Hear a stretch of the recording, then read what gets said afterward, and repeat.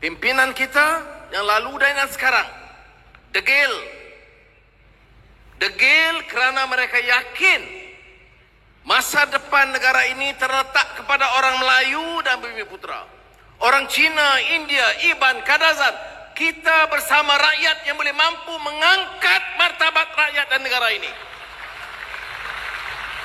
Pilihan raya ini saudara buktikan negara ini memerlukan rakyat dan pimpinan yang mau membela nasib mereka, bukan mengisi tembolok pemimpin-pemimpin dia berkuasa. Jadi apa peringatan-peringatan rakan-rakan kita, saya rasa sangat harus mengesankan. Pimpinan taklif, bertanggungjawab. Wala tashrif, bukan keistimewaan. Responsibility and not privilege. Negara ini rusak. Pemimpin silih berganti. Bukan satu kes, ratusan kes. Kerana bila jadi pemimpin, yang difikirkan ialah habuan untuk mereka dan sedikit untuk rakyat. Sebut saja agensi, sebut saja kementerian, TUDM, TLDM, pertanian, baja, malah kesihatan dalam keadaan COVID, semuanya terpalit kerana ingin habuan untuk pemimpin-pemimpin di atas. Saudara, disebut sebentar tadi sudah timbalan, keadaan begitu kecamuk. Rakyat hilang keyakinan kepada sistem politik dan orang-orang politik. Dan kalau kita tidak waspada, kita juga akan terpalit dengan penyakit yang sama. Sebab itu peringatan niat atau nawaitu itu, ikhlas al-amal lillah, tak boleh kita kesampingkan. Yang menyebabkan kita sedikit banyak kecundang, pengkhianatan, itu kerana mereka hilang dan meninggalkan landasan.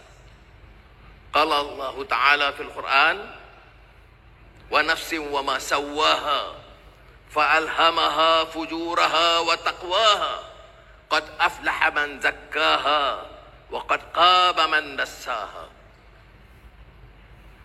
Jiwa itu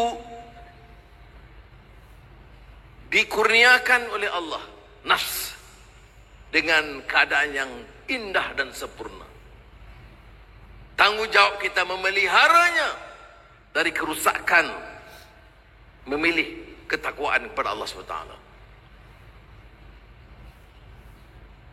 Maka berhasillah orang yang beringat tentang prinsip ini. Jangan dalam keadaan simpang siur, kesibukan, perebutan, melupakan kita untuk terus membersihkan jiwa kita dan ingat kepada nilai murni, nilai dan etika murni. Dan menurut Al-Quran tadi, sial dan celakalah orang yang meninggalkan prinsip ini dan merusakkan, kerana kerusakan itu bukan saja kepada diri mereka, masyarakat mereka dan negara mereka. Kita dengar tadi saudara Rafizi dan pasukan JPRP dalam masa singkat melakar satu strategi dan juga pendekatan yang kita yakin boleh memenangkan melalui jentera yang lebih berkesan. Saya ucap terima kasih dan tahniah. Inilah parti, satu-satu partinya di negara kita, di mana pimpinannya ada, dan pimpinan itu mewakili dua generasi. Kalau orang tanya Anwar, apa kamu selesa dan lega? Seandainya kamu pergi dahulu, ataupun tahap waktunya terbatas, parti dan perjuangan ini di tangan orang-orang yang cekal, berwibawa dan berprinsip perjuangan? Saya jawab, ya, insya-Allah. Tidak banyak parti lain. Sebut parti mana yang ada jawapan yang jelas seperti mana yang ada dalam Parti Keadilan Rakyat sekarang. Parti ini punya kerangkanya. Sebab itu saudara beri perhatian.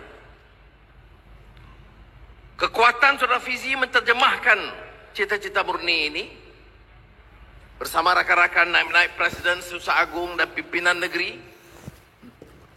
Mereka akan terjemahkan prinsip dan matlamat murni.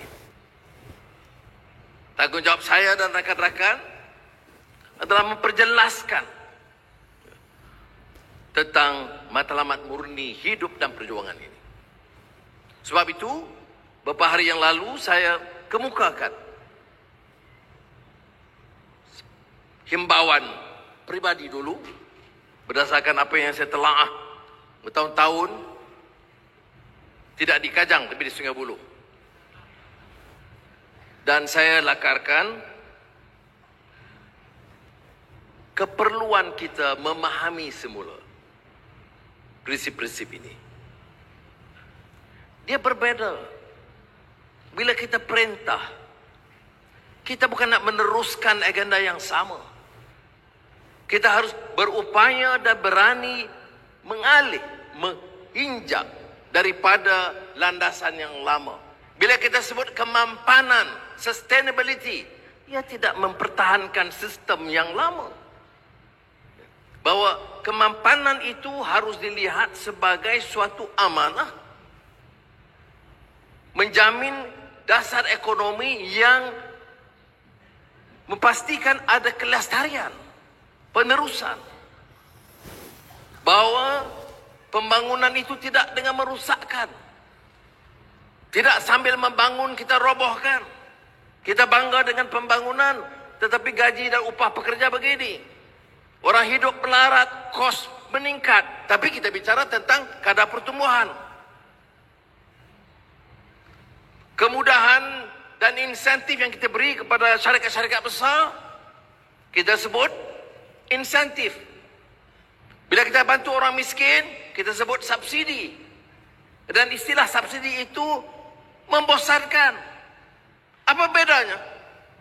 Sudah mau adakan syarikat besar, ada insentifnya, ada pengecualian cukainya. Saya tidak menolak keperluan itu. Tetapi mengapa dibedakan di antara keperluan syarikat-syarikat konglomerat besar dan yang kecil? Negara tidak mampan. Kalau sistem pengurusan negara itu bobrok, maka kita sebut tentang good governance. Berilah satu dasar baik, institusi yang baik. Tetapi kalau dikendali oleh orang-orang yang korup, dia tidak akan dapat menyelamatkan kita. Sebab itu, intipati kepada perjuangan kita tidak boleh lari daripada sistem nilai dan etika. Dan sistem nilai dan etika itu dia berkait kuat dengan faham agama dan sistem hidup kita.